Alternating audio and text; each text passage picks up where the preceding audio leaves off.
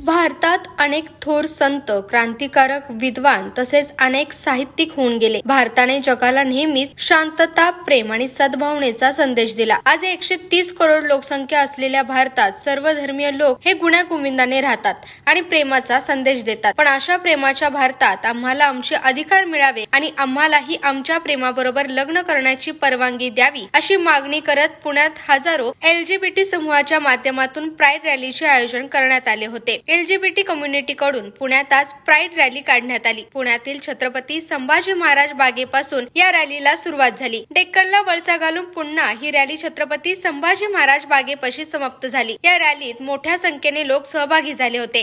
यावेळी प्रेम म्हणजे प्रेम असतं, तुमचं आमचं सेम असतं अशी घोषणा देण्यात आल्या। तसेच सप्तरंगी मोठा ध्वज देखील यावेळी हातात धरण्यात आला होता। समाजाचा LGBT समूहाकडे बघण्याचा दृष्टिकोन बदलावा, त्यांना समानतेची वागणूक मिळावी, LGBT समूहाचा समाजाने तिरस्कार करू नये या हेतूने ही रॅली काढण्यात आली होती। या रॅलीत LGBT समूहाच्या लोकांबरोबरच अनेक सामाजिक कार्यकर्ते देखील सहभागी झाले होते। रॅलीमध्ये विविध घोषणा लिहिलेले फलक हातात धरण्यात आले होते। आम्हाला लग्नाची परवानगी द्यावी, कलम 377 रद्द झालं असलं तरी म्हणावे तितके समान हक्क LGBT समूहाला मिळालेले नाहीत। लोकांमध्ये अजूनही आमच्याबद्दल चुकीचे समज आहेत। आम्ही देखील या समाजाचा एक भाग आहे, आम्हाला देखील समान हक्क आहेत, आम्हाला आमच्या हक्कासाठी जगू द्या। आज कायदा झाला पण आम्ही एकमेकांशी लग्न करू शकत नाही, इच्छा असतानाही आम्ही लग्न करू शकत नाही, त्यामुळे आम्हाला एकमेकांशी लग्न करण्याची परवानगी देण्यात यावी अशी मागणी यावेळी मोर्चात उपस्थित असलेल्यांकडून करण्यात आली। समाजाने आम्हाला स्वीकारावं। या मोर्चात अनेक जोडीदार आपल्या हक्कासाठी सहभागी झाले होते। त्यातील एका जोडीदाराशी संवाद साधला असताना त्यांनी म्हणाले की आम्ही गेल्या 3 वर्षापासून कपल म्हणून एकत्र राहत आहोत। प्रेम हे प्रेम असते, ते कोणाशी होऊ शकते। आम्हा दोघींना आमच्याशीच प्रेम झालं आहे, पण समाजात राहत असताना लोकांकडून आम्हाला स्वीकारलं जात नाही। आम्हाला दोघांना लग्न करायचं आहे, मात्र घरचे आणि समाज आम्हाला स्वीकारत नाही, त्यामुळे आम्हाला आमच्या आयुष्याप्रमाणे जगू द्या अशी मागणी जोडीदाराने केली आहे।